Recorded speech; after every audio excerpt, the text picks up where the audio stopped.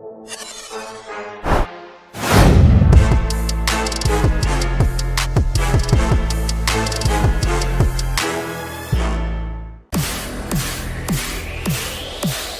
watching Oilers Nation every day with Tyler Yaremchuk. Your one-stop shop for all things Oilers.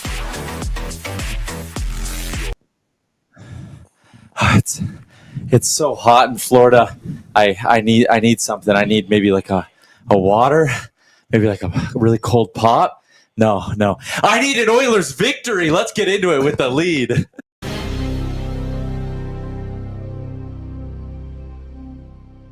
More ice cold than an Oilers victory on the road. Yep. Got to ice out the Florida Panthers. Welcome into Oilers Nation every day. We have taken the Sports Closet studio on the road to sunny Florida. Shout out to our friends at the Sports Closet, from jerseys to hats to the legendary foam finger. You'll find it all and more at the Sports Closet.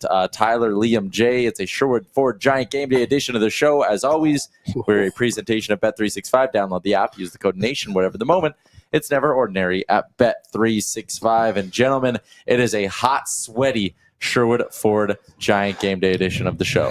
It sure is. It ever. My chair just slipped out from underneath me. I thought we were going to have a bit of a highlight there. So that would have been a bit spooky. A little equipment malfunction. That's why I jumped. But yeah, it's today's going to be a good day.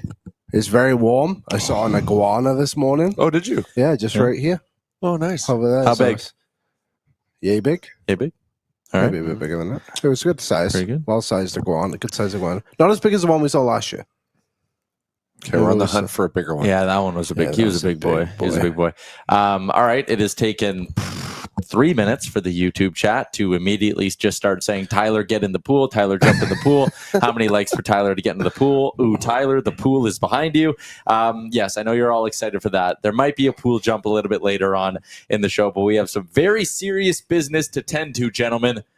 The Edmonton Oilers trying to take a lead once again in this Stanley Cup Final, and they're going to have to do it out on the road. Obviously, Liam, we haven't had a show since Friday night when the Oilers ultimately lost in double overtime to the Florida Panthers. Frank was saying, he was like, man, that might be one of the best hockey games I've ever had the pleasure of being in the building for. I think that's great if one of your favorite teams aren't playing. Yeah, I know. I saw a lot of chatter about that, and I'm like, good for you. I'm glad you felt that way. Glad you enjoyed it. I'm not feeling it. I was a bit. It was a bit of a roller coaster of a game. I don't think the Oilers played particularly well. No, they did not. I think the final outcome was probably fair to the team that won. But the Oilers obviously had their chances in double overtime and in the first overtime as well to win it. But I don't know. I saw some people giving Stuart Skinner a bit of slack. I think he actually played reasonably well despite allowing 5. I just think the team in general wasn't dialed in for large portions of the game, which is obviously going to end up with you losing the game. Kind of have to take Cup Europe on his offer. Oh, yeah, I know. He said he'll donate $139 if one of us jumps in the pool. We'll do it by the end of the show. It's a 10-foot pool. We're not even getting into that debate right now. Some interesting conversations around the pool last night. Liam, you were kind of saying people putting the blame on Stuart Skinner. I can't stand for that for 1 second, and I'm firmly of the belief that once a game gets late into double overtime, your goalie is off the hook. Yeah, I totally agree. Okay, I think Jay, he made the saves. Hey. You cannot blame Stuart Skinner for that game. Thank you. And let's move on. No. But there's a but. There is a but to it. There's always a but with it with you. There's always not always. I'll exonerate people, but I'm not. It went in, and double overtime. Sure, savable situation though. I would agree. It was savable. Break away from the red line in. But Leon got his stick on, and it just Marchand was not in control. Yeah, I actually but that made it unpredictable. You could almost argue if we have the highlight, Aaron, that if Marchand would have stayed in control, Stu stops it. That's what I think too. I think actually Draisaitl ironically kind of threw Skinner off a little bit with how good his defensive effort actually was. But I think to me, that it's is the when reason. It's unfortunate. So it's when like Stu like kicks his legs out from underneath him at the end there. It's kind of like just if he just But he loses the puck, right? The other angle. Also, it's That's one all. thing too. I just want to throw out there. This kid that he sat with Marchand's parents. I'm pretty sure that's another player. But No. I think it's Caleb Denoyes. I'm pretty sure it's someone like that. But anyway, that's kind of irrelevant too. But on the other angle, you can gives you you see a bit better what kind of goes on with Stu's legs, and that's why it kind of slips through a little bit. But yeah, I'm not unfortunate. I'm not hanging the game on Stu. But you're like, that was kind of savable. He did have a great game, and he's a big reason why we even got to double overtime. Yeah, well, he has a huge reason why we got double overtime.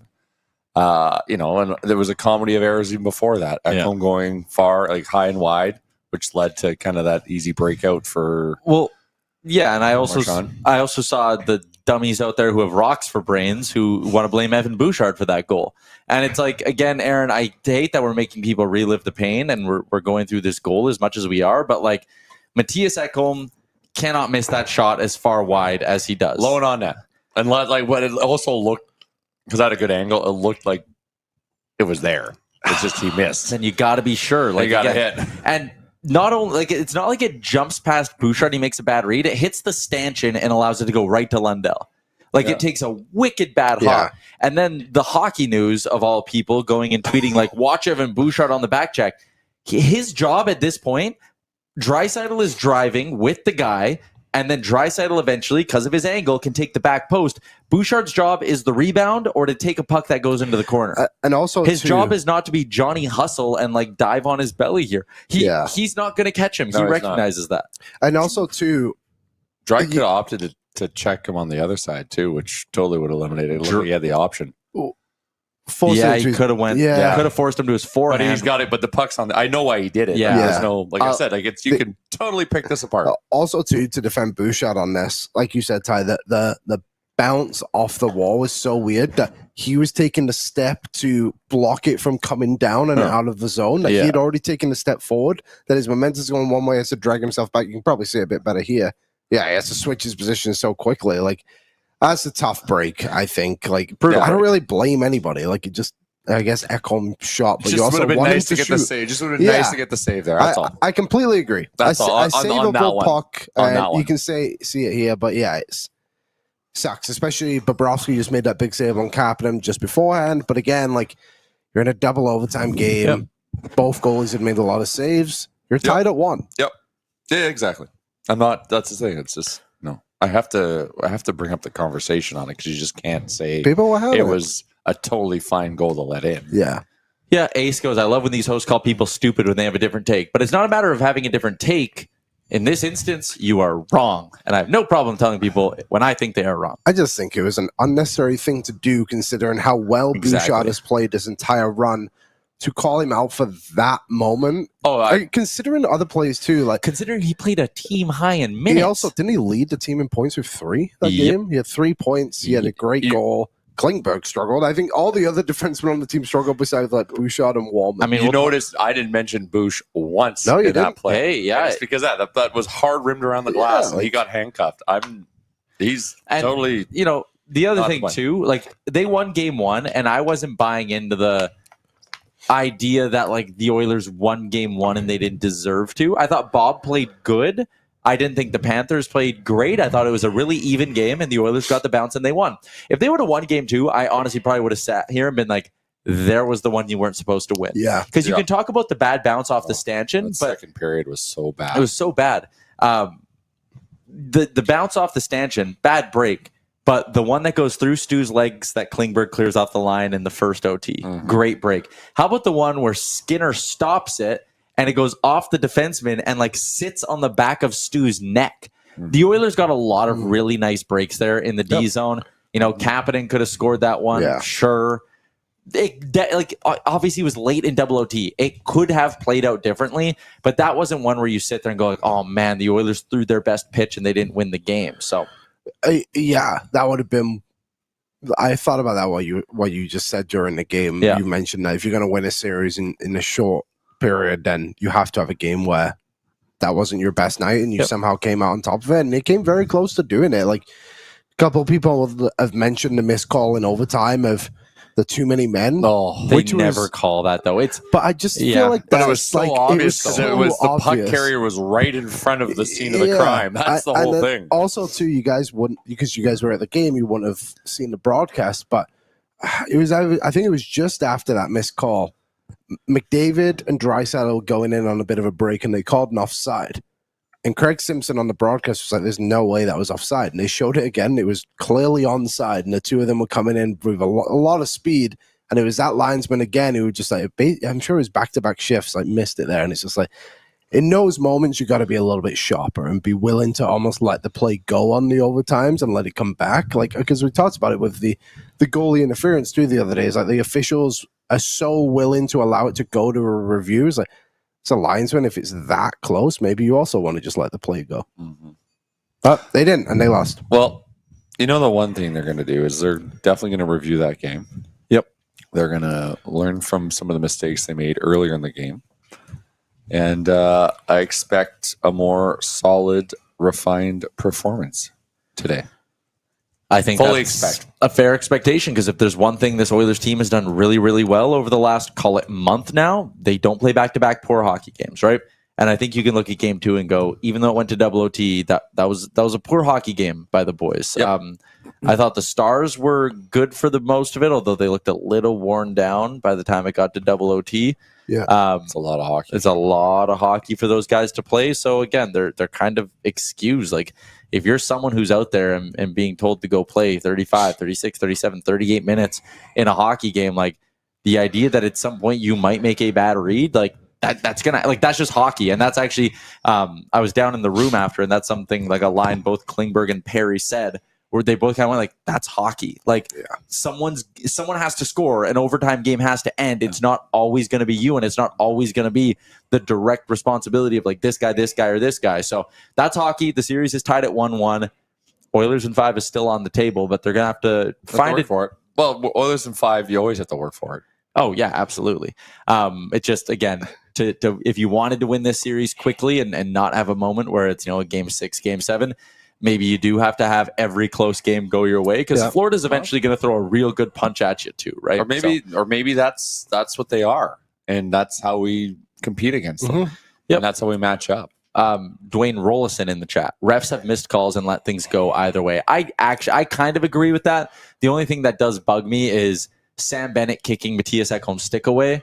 That should be, didn't like that. It should be an auto call, and then it leads directly to a Sam Bennett goal, right? And because too, like, you see those calls get missed quite often, but I think sometimes it is accidental, like the stick's just in the battle and a bit in the way. But like this one, it's clear he like directly skates into it, skates with it. But there's no kicking. Like, he's a pro. Yeah, he runs a masterclass at a few things. It's amazing to watch. To be honest. He didn't kick. If he kicked the stick, I think he just kind of skated the stick. He knew how to. He knew. I think he can get away with a couple. The third one for me was like, okay, this is getting a little egregious, but that's what Sam Bennett does. Obviously, we're all frustrated with the way he goes to the net and everything, but I actually think the Oilers have responded reasonably well to his antics. Well, the playoffs is the gray area. Yeah, it really is. If you're not, if you're not going to do it, then you're gonna lose. Yeah, because the other team's gonna try. And Ekholm, I mean, again, he loses his head a little bit here, right? Like, think about this: if he's not complaining about a call there, and he just sticks and staples himself to Bennett and says, "You know what? You kicked my stick. I'm going to eliminate you from the play, even if it maybe means taking a penalty." Then that goal obviously doesn't happen. Never rely that the whistle's going to blow. Yeah, exactly. Yep. Just you play until the whistle. Yeah, totally. Chell just put in there. Bennett clearly tried to injure Skinner. I didn't believe that until they got to the box. And again, you guys were at the game, might not have seen it. Kachuk like gives him like a big pat and like a big smile, and is just like, great job. And it's just like, it clearly is. I don't think an intent to injure on Skinner by any means, but like, there's clearly a play in their box of like, how can we get on the goalie as much as we can? Yeah, but I just that's just. But once again, they're doing it, and we need to think about what's our version of that is. Also, the clip that's going around of Evan Bouchard setting up pick play in the neutral zone is them, and apparently the Florida Panthers have brought it to the league to say that they're not okay with the pick plays the Oilers are setting. Evan Bouchard is skating through the neutral zone. Brad Marchand comes up from behind him and slew foots him. And it's like, good Lord, if that's being considered a pick play, that's absolutely insane. They are. They rats. are. And they're going to try. And I do think people were saying, we're shocked by all this. People were saying the Tkachuk thing was him going and like congratulate. I think that was him because there was a huge scrum after and a big fight. I think that was Tkachuk giving him like a good, we're getting under their skin kind of thing. Maybe, yeah. That's what they want to do. They love the chaos. Yeah. But we know that. And we can also play in it a little bit, and we could probably play into it a little bit more. I think they have played to it a little bit, the Oilers. They've done a good job of they're not getting pushed around, I guess. Yeah. Tkachuk really wanted to fight. Frederick really wanted to fight Tkachuk too after that, and Tkachuk wasn't having it. You can tell Tkachuk really wants to get going with, Frederick, really wants to drop good on Frederick for not taking a penalty. Yep, that too. That's when the guy's seeing red. That's pretty good discipline. Yeah. All right, let's keep cruising along with the show. It is a Sherwood Ford Giant Game Day edition of things brought to you by the Nation Valet Service, available at Sherwood Ford. Never visit the dealership again for your routine car maintenance. They come pick up your vehicle wherever you are, drive it to the dealership, do the work, bring it right back to you. Check out our friends at sherwoodford.ca. Again, a lot of things. We'll get to keys to victory and all of that a little bit later on in the show, but we are down in Florida. It's going to be a lot of fun. Someone in the chat was wondering, Jay, have you guys gotten your tickets yet? No. You haven't jumped yet, eh? No. Tickets. It's the inventory is dwindling. That's for sure. Prices have come down. So just waiting for that perfect. To your credit, it scares me, but you are good at finding that sweet spot. Well, we've learned a lot. Yeah. We've learned a lot. If we would have bought these, whatever tickets we end up buying, if we would have bought them last week when we did last year, like that early, they would have been $200 to $300 USD more. A ticket. So is there maybe not a little bit of you that's like, I'm up now? What? Like you've already said, like you've won the battle. Like, let's not get greedy. Well, to be honest, I looked at 1 o'clock our time, and I just finished going for a really long walk. Mm-hmm. I had calls to do, so I just went tarps off and walked up and down the beach. And I think I came home minorly sunstroked. So I looked at the ticket prices, and then I had to have like an emergency 30-minute nap to kind of feel better, cool down, feel better, hydrate. Yeah. So there's also that playing into it, which that might be the move, the master move. Mm-hmm. End up saving us an extra $10. $10. That's an extra couple of Budweisers. Someone in the chat here, or was it Maple Jet? Even on ONE, we are giving Bennett the benefit of the doubt. The history is the reality. He deserved a goalie interference penalty because he saw same thing he did in game one, where he got bumped and then he took it as an opportunity to intentionally go into the goalie. He gets a 2-minute minor for that. Is this a intent to injure 5-minute major? But no, it's not. He took a chance to fall into the goalie. No. The mission is to try to rattle the goalie, and if you can hurt him, that's just bonus. That's the reality. And it's not.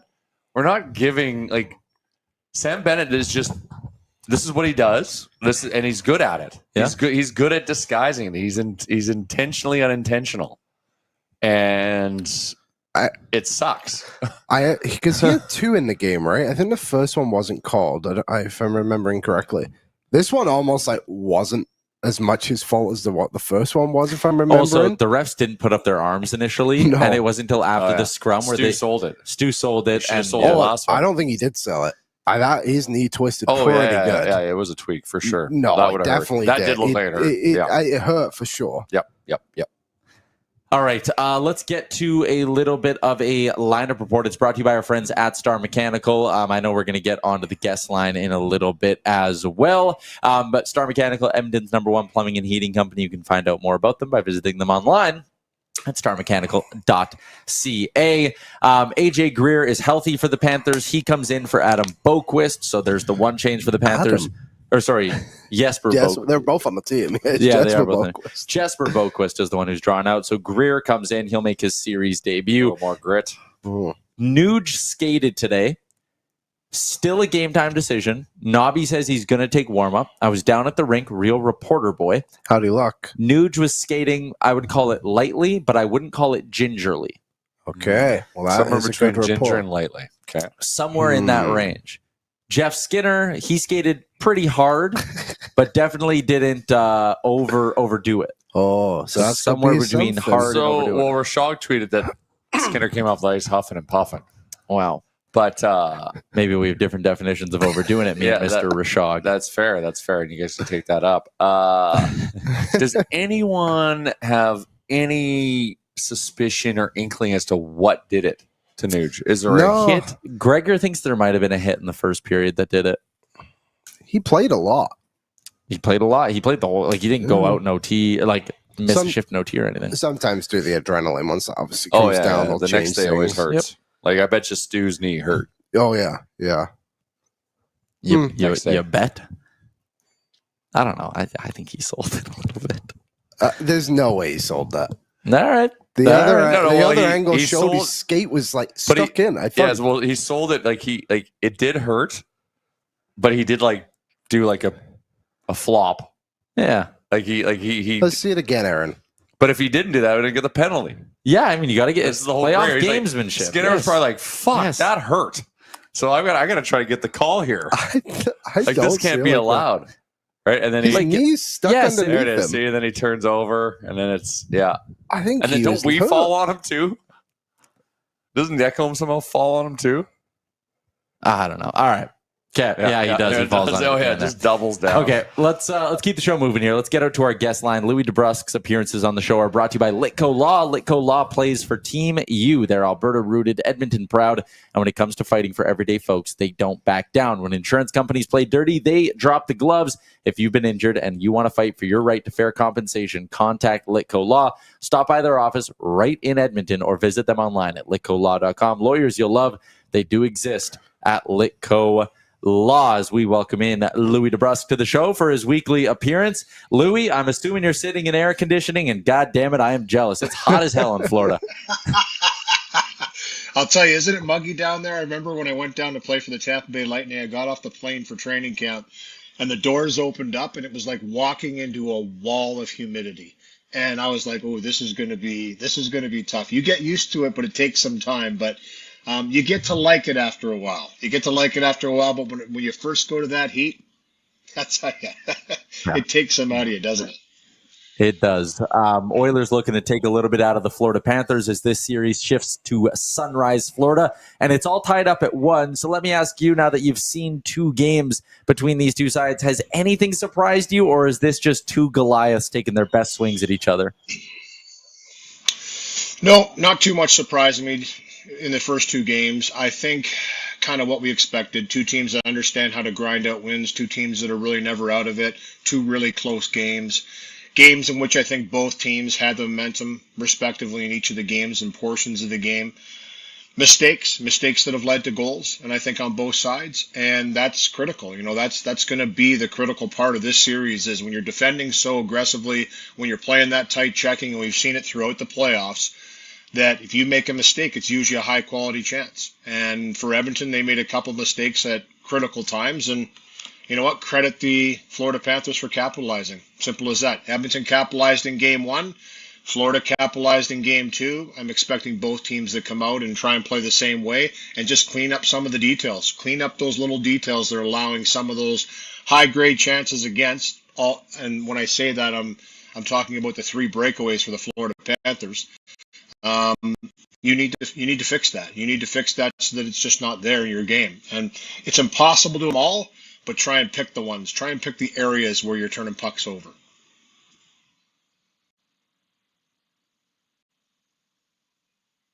You guys not hearing me? You guys don't have me? Sorry, we're good. We're good now. Sorry. Is it me? That was my fault. Oh, we got you, Lewis. Sorry. The second period has been a struggle for the Oilers, to put it politely. Wait, mute. I'm like, did I say something? You guys all went quiet. I'm like, you guys are never quiet. What's going on? Yeah. We always got something to say. Yeah. What have you made of the Oilers in the second period? Like, everything's just gone wrong for them. Like, Yeah. What do you think it is that's just not working right now?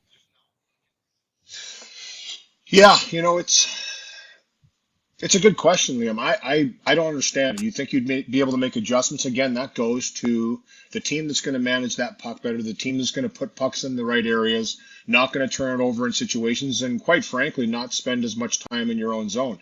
Second period's a long change. It really is a challenge. And how fast it is out there, and I got a really good perspective of that over the years, when you're on the bench watching how fast someone has to make a decision to get off the ice and change. It's not easy. It's a speeding highway out there. It truly is. And you're looking, you're thinking, should I go now? Should I not go now? You get caught in between. It creates a lot of difficulties. Same with the first overtime period. But here's the thing. Edmonton typically has a pretty good first overtime period, which is just like a second period. So what's the difference? I'll tell you what the difference is. Attention to detail. It's attention to detail. Their backs are against the wall in the overtime period. They know that if the goal goes in the net, they lose. They have to have that mentality in the second period. Quite frankly, they have to have that mentality through 3 periods. Like we said at the start of this series, they're going to have to rip this one from the Florida Panthers' hands. They're going to have to go and take it. This isn't going to just be handed to them. And I think game number 2 was a real big lesson in that. This team is not going away. They're grizzled. They're seasoned. They understand how to get the job done, and they got the job done. Credit Edmonton, they're going into Florida 1-1, though, and that's kind of what it's about. You have to win your games as well, and they've responded after a loss in the playoffs extremely well, with the exception of game 1 and 2 against the Kings. They've gone on little runs after losses. They've been able to kind of reel it back in. It almost kind of resets them in the sense of, okay, we need to play this way. They don't want to run and gun with the Florida Panthers. I know they're a great run and gun team, but they're giving up too much. They're giving up too much in that regard. Stay in the battle, stay in the patience, and find your opportunities with your skill level. Check hard and find your skill. So it's an anomaly to me, but the second periods have been a real problem. And you know what? They're going to have to fix that. They obviously miss Zach Hyman a lot. You don't just subtract a player from the lineup without feeling it in any sort of way. But you just look at the fact that Corey Perry has become, or continued to be, I suppose, an elite net front guy, which is exactly what Zach Hyman was doing last year when he was racking up the goals. And Corey Perry seems to be able to keep up with Connor and Leon on the top line. That trio's played more together than I think any trio through 2 games. Corey Perry, the tying goal, the crowd goes nuts, everything about it. He's a playoff legend. But what he's doing to cover for that Hyman loss it's massive. Like, this series might not be, as much as his impact was more in game 2 than game 1, like, this series might not be 1-1 if you don't have Corey Perry playing important top line minutes for you. I would agree. And, I think what it is two different players, right? Similar in a lot of regards, the net front presence, the tenacity to get there, the willingness to take a beating in front of the net, retrievals on pucks. I'd say Hyman's a little faster to get to those pucks. But I'd say that Perry has the ability to make the finite play better. So he can make those high-skilled little plays, the overtime game winner in game 1, the little reverse behind the back, and it's right on the tape. He's a cerebral player. I think Hyman's a little more of, I'm just going to go and win the battle. I'm going to take this away from you. Yes, he has finish. Yes, he has skill. But I would say that Corey Perry's career has been based off of what he can do with the puck on a stick. He's excellent at protecting, and he has a poise. He has an amazing poise with the puck on his stick. So he can play with those high-end players. He's done a great job. I think he's surprised a lot of people. He surprised me, I'll admit it. I mean, 40 years old, you start to get to that point in your career and you start to think it's going to wind down. But I do know for a fact, and I've talked to Corey about this at length many times, he really devotes himself to being ready each and every day. Like, it's, we had this conversation, and I'll bring it up here. We had this conversation about Bergeron in Boston, about the fact that he was spending hours getting himself ready to play every day. Like, people don't realize that behind the scenes, he was literally going to the training staff. He had a routine that was lengthy, and in the playoffs, it was even longer. You are literally preparing yourself to play for every game, and then as soon as that game ends, it starts over again, the cycle. If you have an extra day, great. You just continue to get yourself ready to play the next game, and I think every player has that mentality in the playoffs. It's about the next game and what you do in between getting yourself ready. Corey Perry's done that all year. I watch him on the plane, I look at him, what he's doing. He's sleeping on the plane. He's getting his rest. He says he has to get his sleep. He makes sure that he eats well. He's doing everything that's in his power to make sure that at 40 years of age now, he can compete with the best in the world that are very young. This is a young league, and it boots out the old timers pretty quick. But the few that have the ability, number one, the mindset, number two, and the intestinal fortitude to keep battling like Corey Perry does. And I'd say Brad Marchand on the other side as well. Older guys that have been around for a long time, that have been in those battles over and over and over again, understand what it takes to compete at that level. And Corey Perry's doing it again. He's been awesome. I think he's been incredible. And the motivation is there, guys. It's his 6th Stanley Cup, right? 6th Stanley Cup final. He's won one. He won the first one he was in. He's lost the last 4. And he wants to win another one. So there's a lot of motivation there. I love that. The younger guys, I think they play like Mario Kart on the plane. I'm sure there's like some card players. Corey Perry's like, "You're kidding me? A couple hours without my kids? I'm sleeping. Why? I'm sleeping for the 3 hours." Well, as a guy in his 40s, to activate your body to be able to play an NHL game is a Herculean effort in itself. Like I'm only 14 years older than him. I'm 54. I played, 8 or 9 rounds of golf, maybe 10 rounds of golf. I had to take the weekend off. My back was sore from golf. I'm like, are you kidding me? This guy's going out there getting cross-checked in the back, high stock, flattened in front. He's they call him the worm for a reason. He gets in there and, similar to the worm in the NBA, Dennis Rodman, the way that he would be able to navigate underneath that rim and find those rebounds, Corey Perry navigates his way into that mosh pit that's the front of the net. And the Florida Panthers protected as well as anybody. They've gone up against some teams here, the Vegas Golden Knights, the Los Angeles Kings, Dallas Stars, maybe not as much as the first 2 in my opinion, but still pretty solid. But this Florida Panther team, they lean on you. They give you extra. And you've got to just weather that. You've got to go in there and understand that's going to be part of it. You're going to take those shots. And you know what? He's done a great job of it. Great job of it. One of the things that's made this Oilers run so impressive, really what's allowed it, I think, has been the fact that their production can kind of flow through different parts of their lineup. Like we've had stretches where the power play wasn't any good, and then stretches where the power play carried them, stretches where the bottom 6 was scoring goals, right? All that.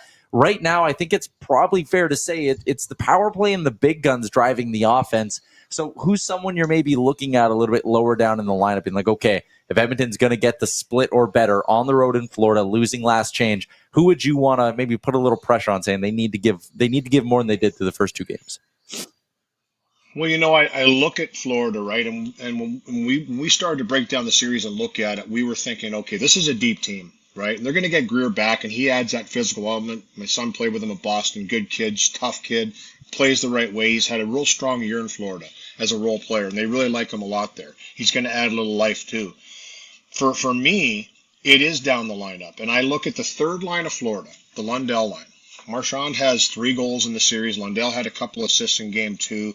Louis Derainen is like Arena, however you're saying it, is like a... he's a thorn in your side. That guy does not go away. He's big, he's strong, he's skilled on the puck. That third line, and if you look at Stanley Cup champions over the years, down the lineup, right now they've neutralized Barkov. He was -3 in game 2. They've neutralized Sam Reinhart. I barely heard his name mentioned in game 2 except for the breakaway that Stuart Skinner, played positionally and missed the net.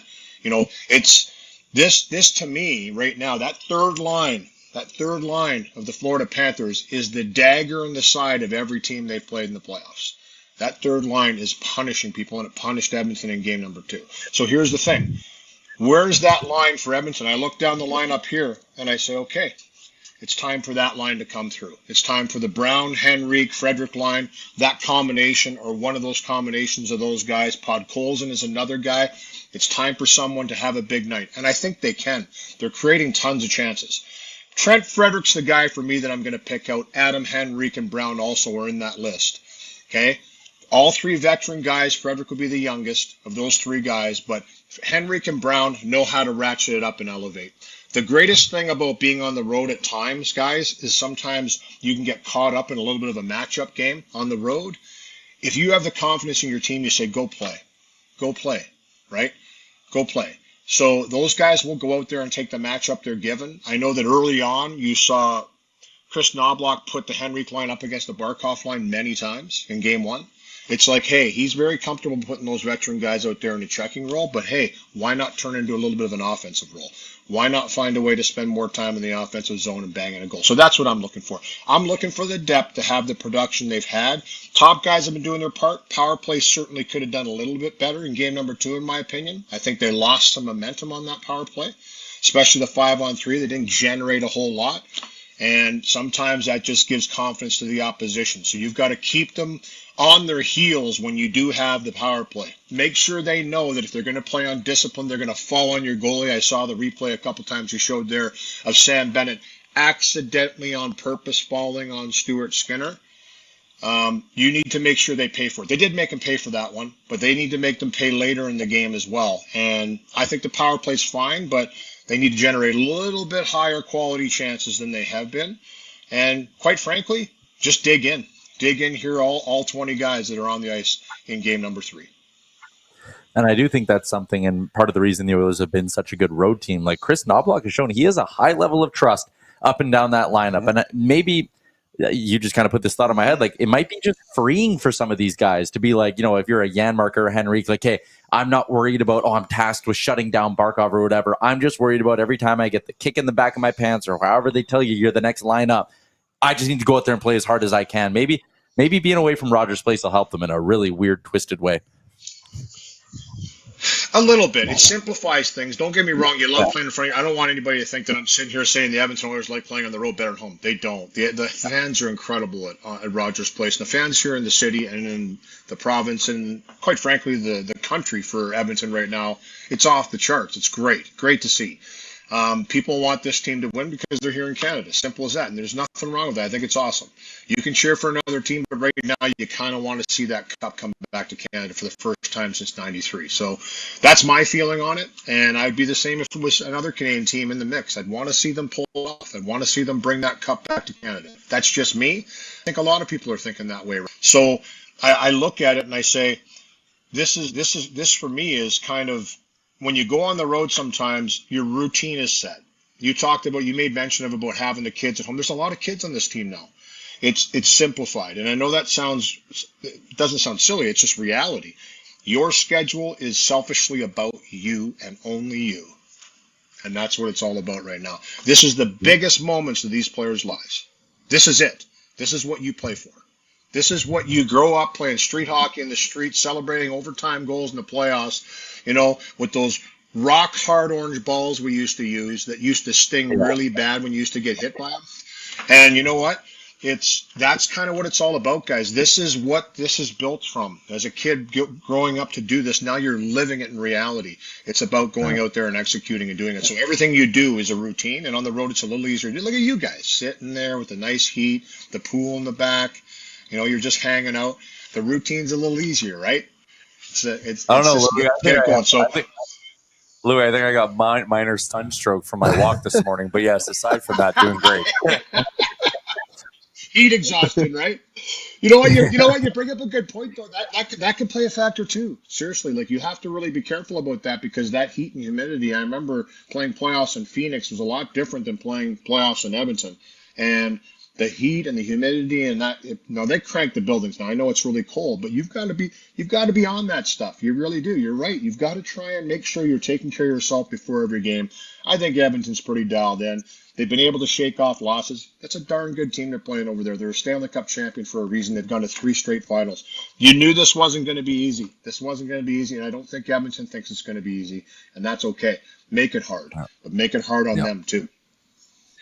If you take care of business on home ice the rest of this series and just win one in Florida, you're going to be a Stanley Cup champion. So if the Oilers can get the split, they'll be in a good spot. Louie, appreciate your time as always, man. Thanks for doing this. Have a great time down south, boys. Yeah, thanks, Louie. Louie DeBrusk, brought to you by our friends over at Lico Laws. Worried he was going to, drop in a super chat or something, make us go jump in the pool mid-interview. Thank goodness. Yeah. He got me amped up there, though, talking about, like, this is what you play for. This is what you play street hockey as a kid. This is the moment. Like, they're living it. I was like, what sunstroke? Louie's appearances quickly, also brought to you by our friends at Tourism Jasper. This summer, find your happy place in Jasper. They're open, vibrant, ready to welcome you back for more unforgettable memories. So drive over, play outside, soak up the fresh air, enjoy some food and drink, and maybe even stay up late because your best summer memories aren't behind you. They're waiting for you this summer in Jasper. Plan your trip, jasper.travel/summer. Just picture this. Finish. We have to say I'm there. going to close Your my hands eyes. are Yeah, I know. so My hand is clammy. on you. Wait, travel dot. You already finished it? Yeah. We're in Jasper. Right now? We're at Pyramid Lake, and Wow. we're on the pier, and we're about to jump into a mountain lake. Oh my God. How does that feel right now? Great. The breeze, I can feel it. Only in That's- Jasper. Yes, only in Jasper. We could see some different D pairings tonight, by the way, for the Edmonton Oilers. I'm for it. I Nurse Bouchard scares the hell out of me. I would have preferred, like, we had a pretty good sample size of going, okay, Kulak and Bouchard, I thought played really well together. Yeah. I would have ran Kulak with Bouchard. I would have ran Nurse with Wallman. I would have ran Ekholm with Klingberg. I felt like that would be the least disruptive path to building this playoff blue line. So if these are real changes, Yeah, because that is a good point. So if they are, let's play down this path here. Is it because we're not seeing enough from Ekholm? Is he have concerns in Ekholm? Is there something we need to be concerned I about have Ekholm? concerns in Ekholm. Really? I think he struggled last game. I think he really did. I felt like they all did. I think With actually exception of He's Bouch. injured, I right? think So the that's the three- whole thing, right? I think the three guys that were I thought Nurse struggled with Klingberg. I thought that just the two of them didn't play very well together. Mhm. Kulak, wasn't it? He struggled. Klingberg struggled, and Ekholm struggled for me, and Nurse. You had to adjust something. I think this is a decent idea because you haven't seen Ekholm and Klingberg together at all. Mm-hmm. See what they've got. Maybe there's some Swedish connection there, like ABBA. And then I don't echo Great Klingberg. That's a puck mover and a true stay-at-home Yeah. guy. I like that. If you listen, they've been trusting Evan Bouchard with a lot in these playoffs. He's becoming one of their top penalty killers. He's taking top line assignments. Asking him with the way Nurse is playing right now, it makes me nervous, man. I would have gone Wallman, Bush. Well, maybe it forces Daryl to be simple. But then you're not breaking up Nurse Kulak, and I think that pairing's a problem right now. And maybe you could have then put a problem in a good way. Nurse Klingberg. Kulak, I think, have been bad. yeah, they have been bad. They iced the You puck would have 10, to do 15 times. someone last game. else, but yeah, I just think Wallman Bouchard is a really strong pairing when they've played together. That's what I would have done. Just flip them. You know what? And Gregor brought this up this morning on the DFO Rundown, new episodes wherever you get your podcast from. He talked about the idea that he doesn't think it'll just be as simple as pairing, and we go. Yeah, no. What about the idea of just going second period? They are struggling moving the puck. The lawn change is killing them. They cannot seem to get out of Florida's forecheck.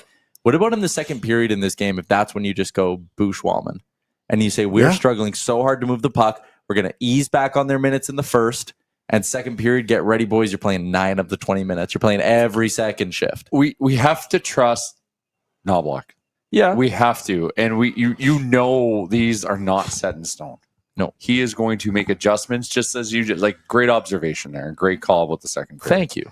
Is making those types of tweaks. It's funny how into the weeds you can get with tactics and coaching in hockey, right? And Knobloch is proven he's one of the best. Our YouTube chat brought to you by Odd Company Brewing and Nation Beer Everyday Lager, a crisp, clean lager crafted not just for game day, but for every day. I'm thinking of having a cold Nation beer in front of me with the condensation dripping down it, and it's like Cold, crisp yep. condensation. That would be good. LA Canuck dropped in a $20 super chat for the Ben Stelter Foundation. He said, guys, thanks for the therapeutic session today. My wife and I have been in a funk since Friday. Could have gone either way, but your comments came at the right time. Let's go Oil. Thank you to Carl, who's quickly becoming one of our best friends. Well, thank you, Carl, and thank you for the support of the Ben Stelter Foundation.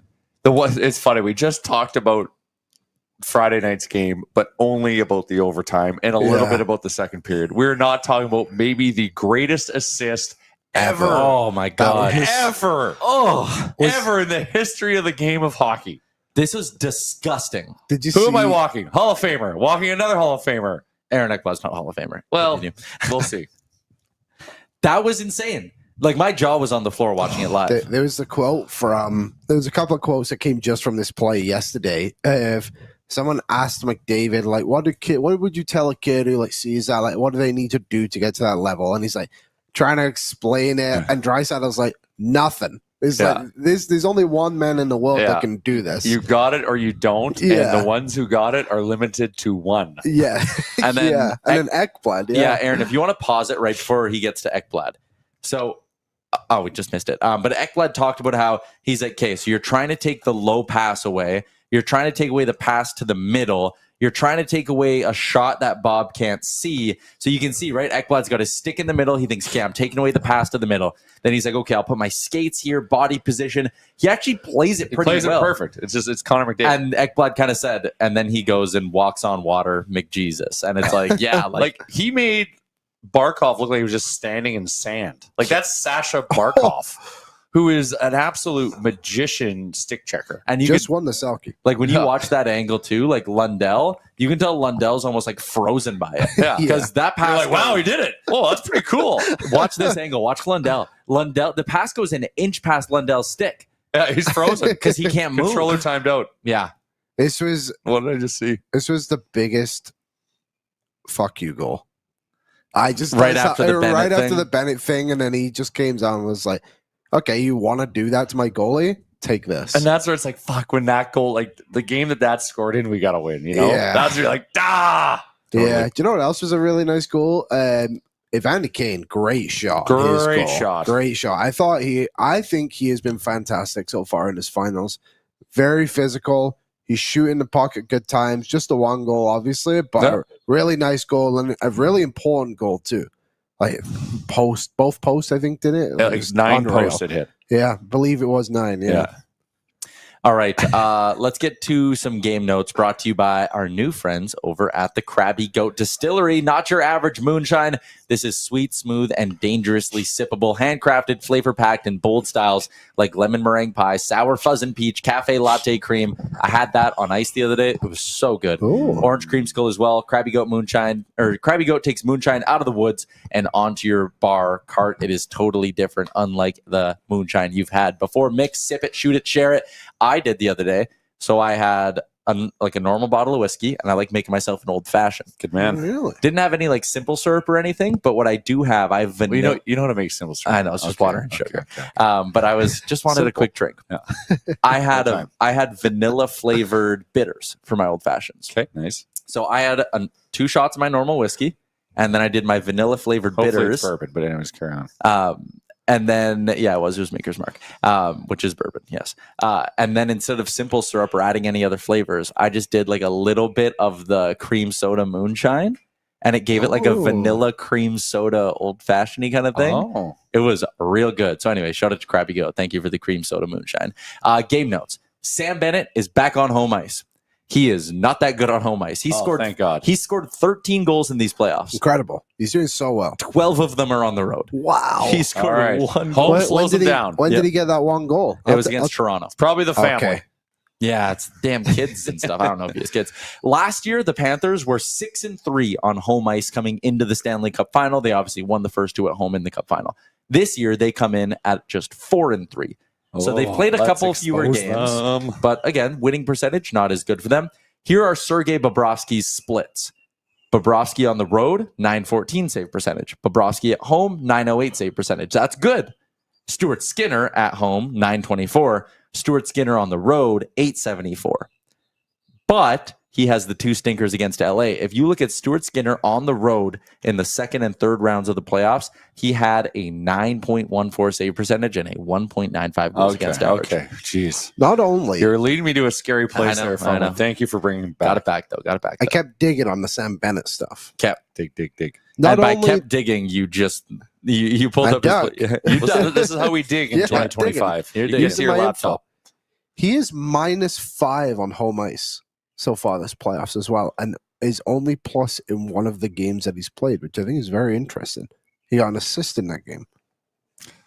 It's hard not to dismiss these things. I'm not going to hang my hat on it, but I'm happy to see that it exists. Yes. So, do you know who the number 1 performer is on home ice for them? For Florida? Yeah. I mean, I could get to the answer in a couple seconds. Let's dig. Here.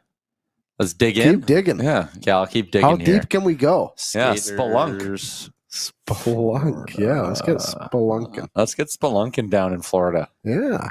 I mean, it's probably colder down here than it is up here. I think it's They have 2 players who have scored 3 goals in 7 home games. That is their leader, Verhaeghe and Barkov. That makes sense. Points-wise, Barkov 6 points in 7 games. Rodriguez and Kachuk each have 5. So it seems like No when goals they can, for Rodriguez, though. correct, Right? just 5 assists. Only 1 goal for Kachuk too. When they can maybe move that top line away and get the matchups they want. But again, they haven't played a team that's as deep as this Oilers team. No, certainly not. Before you turn off there, is there any other players that have underperformed, I guess you could say, on the home ice? On a home ice, Sam Reinhart only has 1 goal in 5 home he had games. a weird game. I haven't noticed him too much. Wonder if he's hurt. He did miss the end of the Carolina series, didn't he? He missed a game. No, he's not the same. I thought Kachuk was significantly better last game than he was game 1. He was more really noticeable. Yeah. But once he got to the 3rd period, What did he? died. Yeah. That's the thing. Like these games, like obviously, Florida ended up winning double overtime, of course, but like they do have a few players who have missed games, and you wonder, like they've essentially played close to 3 games already, and only 2 of them have counted. How long does that last before the Oilers can start to take a bit of advantage? The injury seems to be catching up on the Oilers a little bit quicker now with Nuge being game time. Obviously, no Hyman, but you do wonder, like Louis was saying, does that help guys like on the 3rd line who maybe they're not as banged up as other guys who get better matchups? Yeah, that's fair. Rumor of Trent Frederick re-signing too, which I thought was interesting this weekend. Yeah, and it was hinted at, I think it was Bob who maybe hinted at the idea of them going like longer term with him. He's only 27, right? I know. And so I think that's playing into it. A younger body is good. If you're going to go like 6 years with him, I think it needs to be like 2.75 million. Good. 3 million at the most if the cap's going up. That'd be a great deal. I could do 6 by 3. He scored 17 goals or something. 17, right? 18 back-to-back seasons. And you're basically looking at him being like, hey, we're banking on you being healthy to like earn this and become a value. And if you're Frederick, you're going, okay, I just had an injury that really slowed me down. Mm-hmm. Someone's offering me $18 million guaranteed, life-changing money. I'm going to take it. And the thing is, too, in a few years, like $3 million is going to be nothing on the cap. Yeah, we got to look at it through that lens. Like even if it was 3.25, you might not love it next year, but the year after that, you don't care. Really, it's only like it's hypothetically a $2 million deal now, and like you're willing to do that to guys. And I do think having a younger guy who people were saying is that he's not really doing a lot, and I agree. I think you want more production from him, but he's coming to a team, been injured immediately, and had no time to get the role on special teams anywhere. Like I do think he's a player you would want to. You're starting to notice him more. He had a really good chance last game. He did, too. And in game 1, OT, he always finds himself in a high danger opportunity. Yeah, sorry, Ty. I would also say for people who are like, you can't re-sign him, just go look at the market. There's not a lot of guys out there anyway. The only counter argument I would have, and we kind of did this whole thing the other day, where you already have 11 forwards under contract, and that's with Savoy on your roster. It's 11, and Max Jones in the minors. Perry, Brown, Kapanen, and Frederick. You can't bring them all back because you can't have 15 forwards without a bunch of guys going on waivers. Like it's a mess. So if you bring back Frederick, that's your 12th. You have room for, I think, a 13th and a 14th, but that's probably Kapanen and Brown. Like I think they'll trade a guy like Arvidsson and they'll move some pieces out. But again, you can't bring back all of these guys. Someone's gonna have to go. Tyler said in the chat as well, like he becomes a Henrique replacement when Henrique's done. Yeah, if you really believe in his center ability, that's a good point. Okay, let's get someone in the chat said, Frederick couldn't produce in Boston either. He had 17 goals playing a 3rd line role. So sounds in the room we got to do. That's brought to you by our friends at Boston Pizza. If we plan it, we will win it. It's been 32 long years. You heard Louie DeBrusk talk about it. It's time to bring the Stanley Cup back to Canada, and the Edmonton Oilers are only 3 wins away. Shout out to our friends at Boston Pizza. Liam, you are in charge of sounds in the room today. You're going to guide this segment. Okay. Yeah, it was mostly from Don on there. It's just the clip.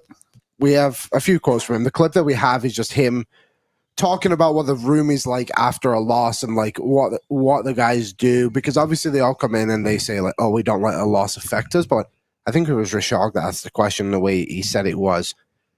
Obviously, when you get in the room, you don't just like, all right, guys, move on. Like, so this is him answering that question, Aaron, if you got the clip.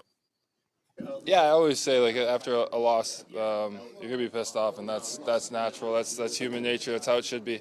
I think that the next day when you come to the rink, whether we're breaking down the film or finding things that we can be better at, that's when you do it and you move on because these games come so quick. He also had these other quotes too of coming down to Florida. Obviously, last season they came down here for 4 games, won one of them. He said it's a different feeling. It's very emotional for us. Obviously, a lot of memories coming back, flying back. You get those whenever you return to a place you've played before in the playoffs, but obviously losing a game 7 here is always going to stick with you. He then went on to say, I think we just look at it as another opportunity to win the Stanley Cup, and being here we use it as motivation. I wonder if they can channel that. If they can just channel like that game 7, like we know what we needed to do to win that game energy. Because they played that game in their head on that flight back, and they know how they could have won that game. Yes. And they could have won that game. It was the grossest hockey game ever. It was. Yeah. It was. Terrible and gross and went by weirdly fast. Yeah. But I'm wondering if like they're using that as motivation, being like, fuck, like we know what we need to do to come win in Florida. I started to get a similar feeling towards the end of game 2 before Perry obviously scored of like, it felt like, okay, they had the Brown chance. Yeah. And it was so close, but it just like, they had the other one too. I can't remember what it was in game 7, but basically cleared off the line. Oh, it hit Kulikov, wasn't it? That was it. It's like you're seeing the opportunities, but they're just not getting that finish. And then obviously Perry ended up scoring. It felt like they were going to go on to win it, but the team last season to this year, it's just, we've talked about it, it's so different. It's different. So different. It's different. Yep. By the way, the latest game-tying goal in Stanley Cup Final history was Corey Perez the other day. That's crazy. I can't believe that. I believe, now the 4th or 5th 40-year-old to score a goal in a Cup Final. Now, he's an amazing player. I said this, and like, outside of McDavid and Draisaitl, he is your MVP. You know what I mean? Like his season overall has just been spectacular. Yes, it has. I want to just share something, and I want to know if am I the only one in this boat? Let's see what we've got. Typically, you are. So let's find this out. This is for people. I don't know if it necessarily qualifies if you're at the game or not, but I'm at the game, and this has been happening a lot. And I'm wondering if this is normal or if I should consult a physician. Yeah. I'm sitting down, watching these games, just stressed out. Yep. Right. Mm-hmm. And then we score a goal. And then we score a goal as big as that, but it doesn't even matter. It's most goals. And then I jump up immediately and I start yelling. Yeah. I feel like I want to faint. Is that normal? You might be jumping up too fast. Yeah. Because I'm jumping up and yelling, and I don't even know if I'm breathing. But I'm like, holy cow, I'm going to fall over. But then I'm holding on to people. Yeah. Is that normal? Yes. Or should I call a doctor? I think you're fine. I think it's normal. You're good. Okay. Is anyone else experiencing that? Yes. Okay. I experience it sometimes. Okay. But I think you're fine. Because on the Corey Perry one, I definitely felt it a lot, and also the other overtime goal. Thankfully, Rick was there to prop me up, like I was weekend at Bernie's. Yeah. Okay. Lack of oxygen. Okay. Yeah. Okay. Yeah. You should be fine. You can read the chat today. Yeah, I can see it. It's eyes, close enough. Yeah, eyes are working. Yeah. When it's only 1 foot in front of me, I got it. When it's 6 feet in front of me. Yeah. Someone hurt in Alberta said it's a blood pressure thing, normal-ish. Iron deficiency. Mike D said you need some iron, eat some steak. There you go. Yeah, Cole saying the same thing. Thanks, everyone. All right, what do we got? What a variety of a show we have here. Mm-hmm. Anne said, "Do you guys have tickets for tonight's game?" We don't yet. Jay is writing them. I'm working on it. Can't you see? I'm in the press box tonight. So BM, what are the prices at right now? Oh, they've come down. See, we just saved $60 while we're sitting on this call. A ticket. It's like we're getting paid to be here. Huh?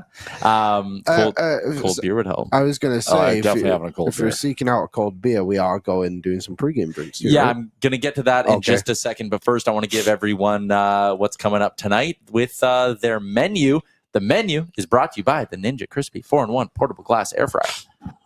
Meet the Ninja Crispy Portable Cooking System. The power of a full-sized air fryer in the palm of your hand. It is an all-in-one system that includes 4-quart, 6-cup Tupperware glass containers and 2 storage lids. The Ninja Crispy is thermal shock resistant and can go from frozen to crispy in minutes. You get the power of a full-sized air fryer in the palm of your hands. Max Crisp, bake, air fry, re-crisp with the Ninja Crispy. Prep, cook, and store anything from crispy favorites to one-dish meals. You can even cook a personal-sized meal in 7 minutes in the 6-cup container. Visit their website at the link in our description or check them out at ninjakitchen.com. Outside of the Stanley Cup playoffs, OKC ties up the NBA final at 1, NBA Finals. Probably should have seen that one coming, considering they dominated game 1. Totally. Toronto Blue Jays kicking off a series against the St. Louis Cardinals. I almost put Arizona when I was doing the game sheet. The Jays are really good. Are they good? They are. They're in the second wildcard spot now, not even in the last wildcard spot. So who's good on the team? How's Mike Saunders doing? Mike Saunders is not a player. No. Addison Barger. He was. So he's the young kid they called up from AAA and young. He's 25 now. So it That's took young him, in baseball. Yeah, it took him a while to get going. But like, dude, you look at his last few games, this little run that he's on, it's like had a double, had a home run, goes 4 for 4 in the series opener against Minnesota, hits a home run. He's hit 1, 2, 3, 4, 5 homers in his last 9 games. He's a machine. Addison Barger's a machine. So Jay's playing the Cardinals tonight. Maynard asks, what's up with Francis? Bowden Francis, turns out he was only good last August. Because he has a commercial now, right? He does with Adidas. That seems like a stretch. Yep, a little bit, Yeah. especially because he should probably be back in the minors. Anyways, here's the menu for the hockey you care about tonight. We're going to wrap up this pod. We're going to do real life. We'll get BM's take on things, see how he's handling the Florida Heat. Yep. We're going to talk a little bit more about where we're going to be tonight, our plans down in Florida, and then you can listen to that. 5 o'clock Mountain Time, pre-gaming with Boardsy. Maybe we should even get someone to maybe do a pop-in from Yard House. One of you guys get fired up on the phone. We'll figure that out. Could do. Yeah. I got my new headphones. Could do. Oh, So I can take them down with me. you could. So you guys are going to be in the seats tonight amongst the people. I'll be up with Pat Puff in the press box tonight. And then I think I'm going to be hopping on the post-game show with Aaron as well. Cool. So lots going on tonight. Lots of content coming to you. Oilersnation.com is where you can get your game notes. It's, of course, a Monday. So the Monday mailbag is up. But Coombsy's got a couple of different things. One on that Darnell Nurse quote. And then he's got all your Game 3 information as well. And then, of course, the Monday mailbag. There's another article up on the website right now, and this seems like a decent time to bring it up. Dylan Holloway changed his agent. He did. And now people... So Judd, Connor Okay. McDavid's agent. So I just want to give people some perspective on this. So Blake Robson was Holloway's agent from basically the day, like from 15, from the WHL Bantam draft to whenever he changed yesterday, whenever it was. And now people are thinking this has something to do with the offer sheet. This has nothing to do with it. Blake Robson is just a minor agent. And Dylan Holloway is just promoted now to a legit NHL guy. He had 60 points. He's going to chase a payday. He's extension eligible, I believe, this summer. Yep, he is. Like he's getting a big an boy agent. experienced guy. Yeah. And Blake, I've spoke with Blake before. Like, great guy, just a Calgary-based agent. Dylan Holloway's in the big leagues now. Yeah, Blake's got his money from him. absolutely. All right, again, real life dropping in a little bit, boys. Couple quick more things to get to before we wrap up the show. The first, it is the Bet365 Game Day Betting Challenge, and it's brought to you by Guess Who? Bet365, official partner of the Stanley Cup playoffs, game props, player props, totals, money line. Whatever your bet, it's never ordinary at Bet365. Must be 19 or older. Please play responsibly. Give me those standings. Okay. Everyone dropped one last game. Yeah, because we all had others to win. Yeah, obviously. So, you have as to. we though. should. Yeah. If you're not doing that, what are you doing? Well, I mean, it's the finals. Yeah. winning, I guess. Y'all You can't doubt them. Everyone is in plus money territory, which Yeah. I think is great. We need Proud to of put the y'all. plus next to Jay. I think Yeah, we're- I noticed that last time It's around. I okay. forgot It's it. okay. Everyone gets it. Everyone knows. Everyone It's been plus for a long time. Here are our picks tonight. I got a little 3-legger. Bouchard, 4+ shots. He's got 15 through 2 games. Yeah. Oh, damn. You're Yeah, getting close. that's a good one. Connor McDavid, 2 points. Money line, plus 800. That's a really good one. That's a really I'm good one. actually that one you got me thinking. When we dial up FaceTime later, are you going to be... Yep. Yeah. I'll tell. Yeah. I'm really excited about this bet. Liam, what do you got? It's simple. I'm with Jay today. Just win, baby. We got a job to Just do. win. Oilers plus 125. Go and do a job. Yeah. Jay's bet? All right. And it's plus 125. It's Yeah, we gotta that love is that. frothy. I will say, Tyler, just on your bet, if you wanted to dice it up just a little bit more, you could just do 2 assists. McDavid 2 assists. No, because I think he's due for a He's goal. scoring. He never scores. Not He tonight. can do both. Tonight he's scoring. But I need McDavid to continue on his trend so I can win my bold prediction of the year, which was he would beat Gretzky's assist record in the final, which is 10. He currently has 5 in 2 games. He's 5 assists in 2 games. Yes. Oh my God. So that's pretty good. Jennifer says smash the over half a goal in the first 10 minutes. I Is think that we're worked in we're both games. we're eventually due for a low scoring one. I think that would be tomorrow. Sorry, Like a 3-1. Thursday. Yeah, just because one team's obviously going to be up 2-1, going to be a lot tighter.